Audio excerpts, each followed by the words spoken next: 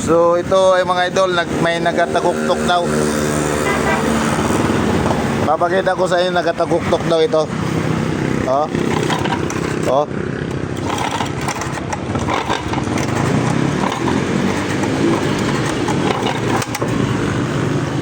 Parang putol ang sigunyal dito.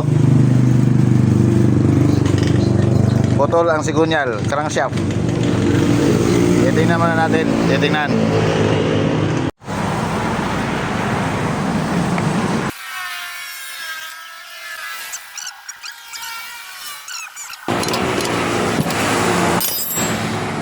Oh, ito.